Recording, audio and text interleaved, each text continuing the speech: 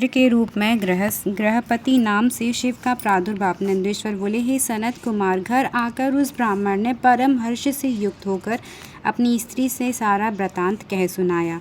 यह सुनकर उस विप्र पत्नी सुचिस्मति को महान आनंद प्राप्त हुआ।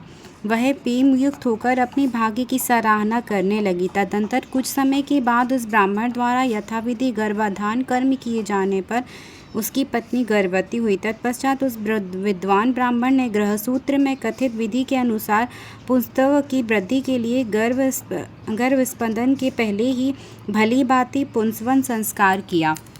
तत्पश्चात 8वां महीना आने पर क्रियावेत्ता उस ब्राह्मण ने सुखपूर्वक प्रसव के लिए गर्भ के रूप में वृद्धि करने वाला सीमंत संस्कार कराया।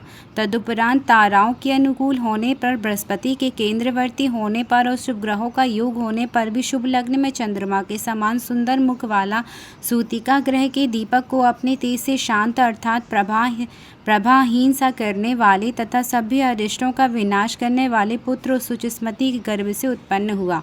वह बालक शिवजी ही थे, जो भूर्वः स्वः इन तीनों लोगों को समग्र सुख देने के लिए अवतीर्ण हुए। उस समय गंध को समग्र वहन करने वाली वायु के वाहन दिशा रूपी वधुओं के मुख रूप वस्त्र से बन गए, अर्थात चारों ओर काली घटा उमड़ आई। वे घनघोर बादल गंध वाली पुष्प राशि की वर्षा करने लगे।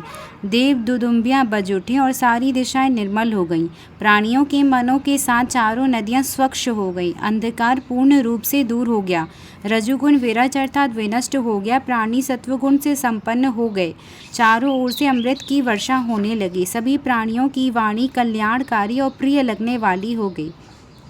रंभा आदि अप्सराएं, विद्याधरियाँ, किन्नरियाँ, देव पत्नियाँ, गंधर्वोरक और यक्षों की पत्नियाँ हजारों की संख्या में अपने अपने हाथों से मंगल द्रव्य धारण किए हुए सुंदर स्वरों में मंगल गीत गाती हुई वहां आ गई।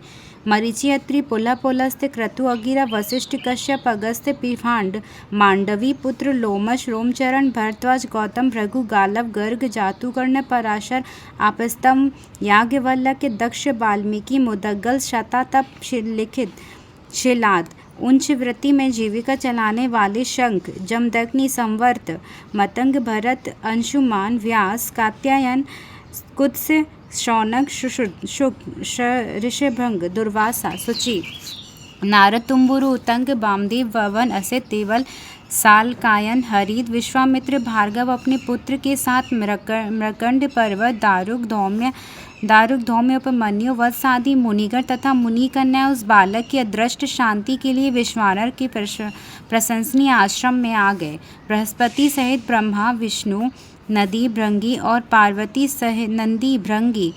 पार्वती सहित शंकर, महेंद्र आदि देवता, पातालवासी, नागगढ़ एवं अनेक प्रकार के रत्न लेकर नदियों सहित समुद्र वहां आ गए।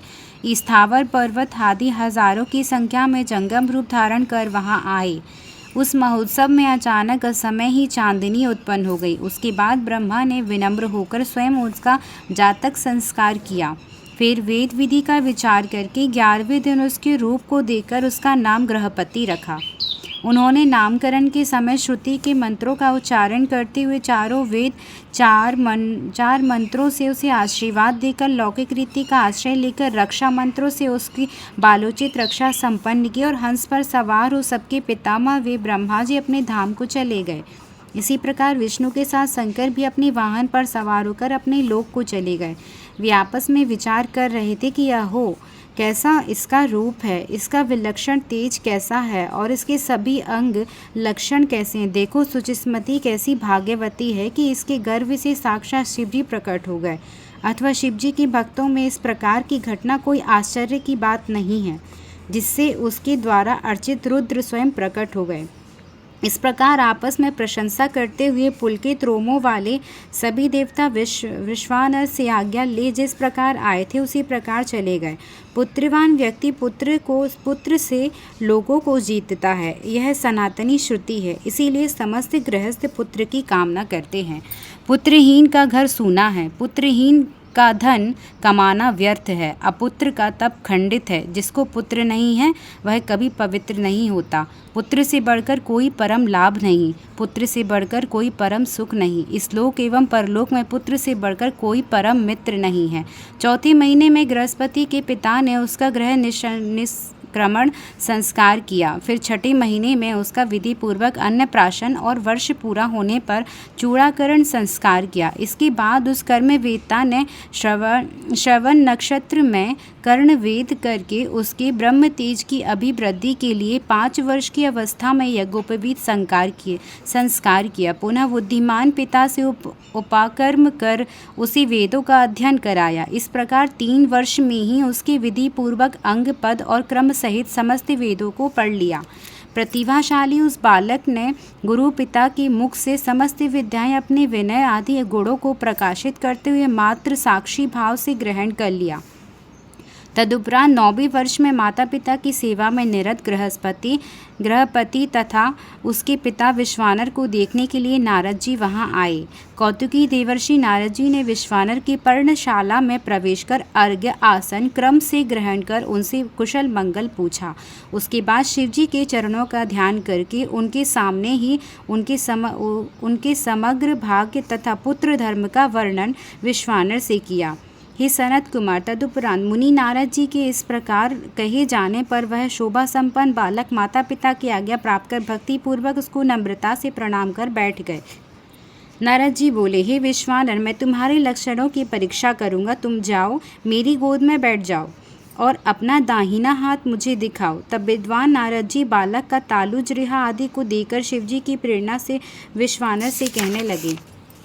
नारद जी बोले, हे विश्वानर, हे मुनि, मैं आपके पुत्र के सब लक्षण को कहता हूँ, उसे आदर पूर्वक सुनिए। आपके पुत्र के सभी अंग उत्तम लक्षणों से युक्त हैं, इसीलिए यह अत्यंत भाग्यशाली है।